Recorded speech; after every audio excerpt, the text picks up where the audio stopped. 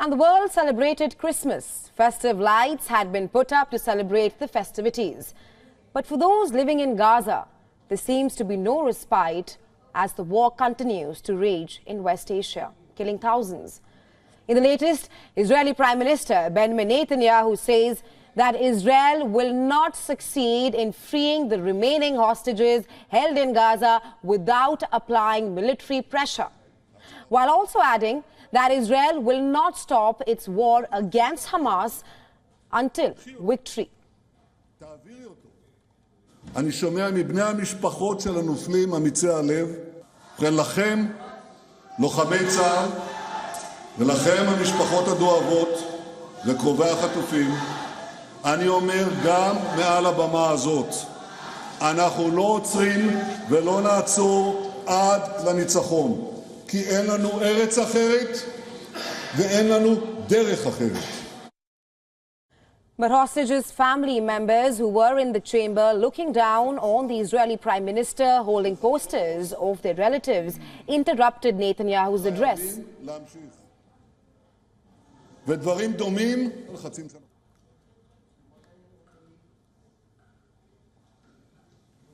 מאמצים רבים אחרים לא היו צורך, נפסיק להילחם.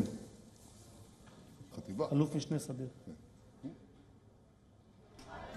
The family members of hostages were not only inside the Knesset, they also gathered at the main gate of the Israeli Defense Ministry complex in Tel Aviv. The relatives stood next to a table set with hourglasses demanding the return of their loved ones. My sister Romy was taken from the party on October 7th, and we want her back. We know that she's hurt, and we know that her wound wasn't treated, and we want her home. The Israeli Prime Minister also made a visit to the war zone. He met with the soldiers in northern Gaza. Netanyahu was accompanied by the Deputy Chief of Staff, Major General Amir Baram, where they spoke with the soldiers and the commanders and pledged to continue to fight until the end. לא מפסיקים. כל מי שמדבר על להפסיק, אין. לא מפסיקים. מלחמה נמשכת עד הסוף. עד הסוף. עד שגומרים אותם. לא פחות מזה. ואני יודע שעזבתם משפחות ושהמשפחות תומכות, זה דבר אדיר. וזה הכוח, זה המפתח לניצחון. השארנו פה שני חברים שלנו. אני יודע, לא מעט. וחברים יקרים. בשביל אנחנו ממשיכים. הצבא היא להמשיך. תודה לך. Meanwhile, the Hamas militants have released footage showing rockets fired towards Israel from Gaza. Well, WION is not able to confirm the claim made by the Hamas militants.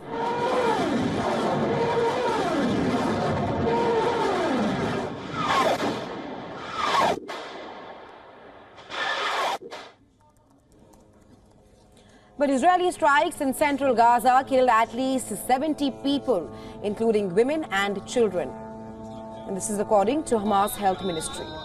According to the Palestinian Red Cross, Israeli warplanes were bombing main roads between central Gaza, hindering the passage of ambulances and emergency vehicles. Moreover, in central Gaza, body bags were seen on the ground outside Al-Aqsa Hospital.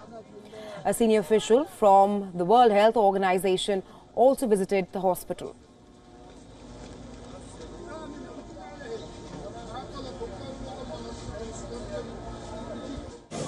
We're in Al-Aqsa Hospital where I just left the resuscitation room where a 9-year-old boy named Ahmed was being treated basically with sedation to ease his suffering as he dies. But there's nothing anybody can do for him.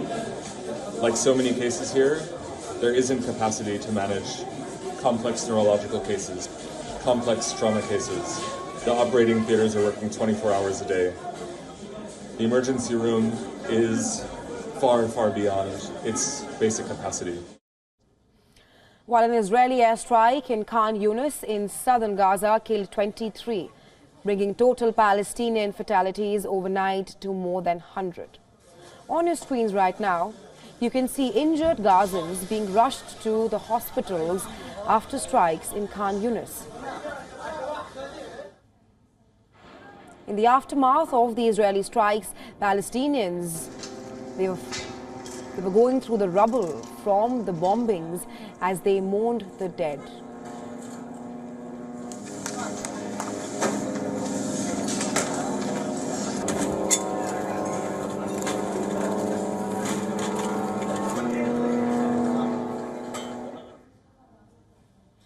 Meanwhile, in Syria, an Israeli airstrike outside the capital, Damascus, has killed a senior advisor in Iran's Revolutionary Guards.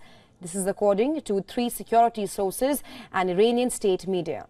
The sources further say that the advisor, Saeed Razi Muzvi, one of the Guards' oldest advisors in Syria, was responsible for coordinating the military alliance between Syria and Iran.